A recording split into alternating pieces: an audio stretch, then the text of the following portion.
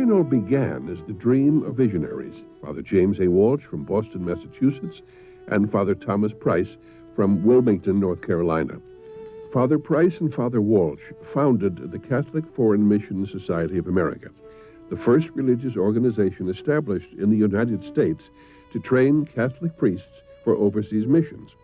The year was 1911, and the idea of sending U.S. Catholics to missions overseas was new. America, our own land, has till now been so busy in building up her own church that she has sent hardly any messengers to non-Christians. It is time now that the Catholics of America should take a part in the evangelization of the world in gratitude for what God has done for this country. Father James A. Walsh. The new Mission Society bought a farm on a knoll overlooking the Hudson River Valley in New York State. They called it Maryknoll in honor of the Virgin Mary. And soon the Catholic Mission Society of America was better known as Maryknoll Missioners. Molly Rogers led a group of laywomen who were eager to be part of Maryknoll's efforts in overseas missions. They worked hard and dressed simply, aspiring to become part of a religious community. But in those days, Maryknoll could only provide training for priests and brothers, so they supported the men with secretarial work and waited their turn. In the beginning, they were called secretaries. They helped edit and manage the printing and mailing of Maryknoll's monthly magazine called The Field Afar. To create among our people an interest in Catholic missions is the aim of The Field Afar.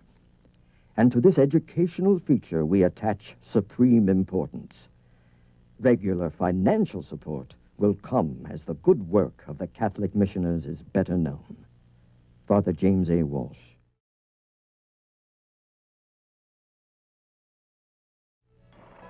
By 1918, the first seminarians were ordained priests, and Father James A. Walsh presided over Maryknoll's first departure ceremony, sending a small group of priests to missions in China.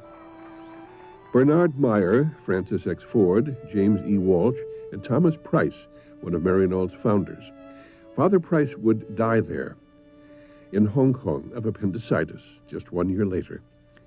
2 years later, the Maryknoll secretaries realized their dream of becoming a religious community, the Foreign Mission Sisters of St. Dominic. Molly Rogers became Mother Mary Joseph, director of the new community, which soon became known simply as the Maryknoll Sisters. By 1921, they too began sending missioners to China. After weeks at sea, the missioners arrived in China. They had no experience in other countries.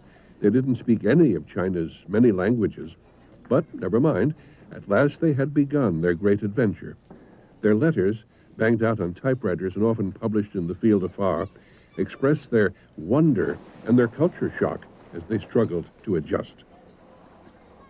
Your letter of March 29th caught me still plugging away at Cantonese, and although chapter after chapter is being covered, still looms in the horizon those hundreds and hundreds of words and phrases which have to be learned before a fluency can be acquired in the language. Father Burton Ashness, Kwangtung, May 17th, 1925.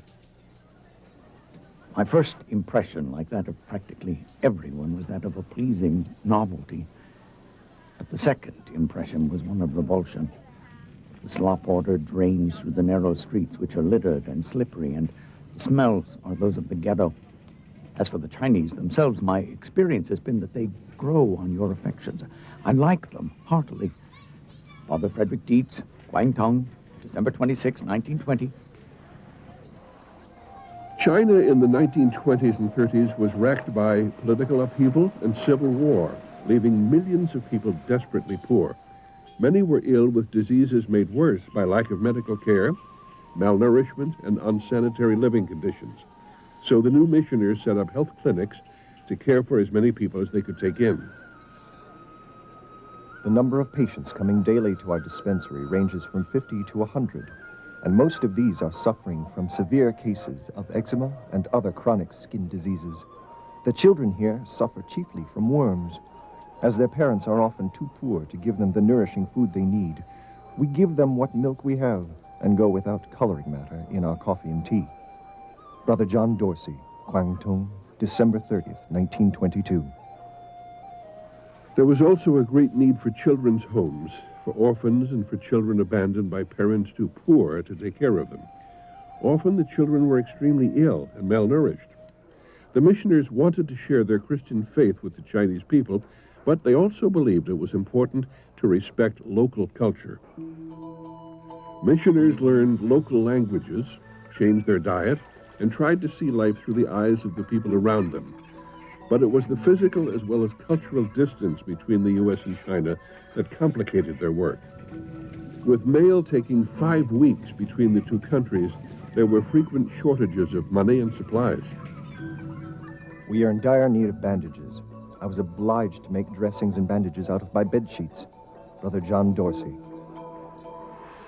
What about ivory soap? With it I have cured a large number of skin diseases and big sores. Some cases were believed incurable. Ivory soap, however, did the trick.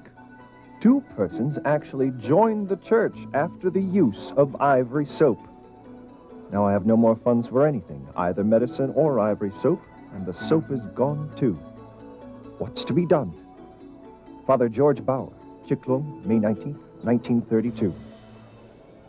Whatever the hardships, the missionaries simply had to find a way to cope with them. Nothing could get in the way of doing the work that lay before them.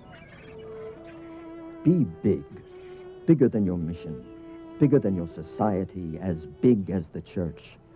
Mindful of your own place, do not forget it is only a small portion of the great body which calls for the cooperation of all its parts, so that it may function strongly for the greater good, and incidentally for your own.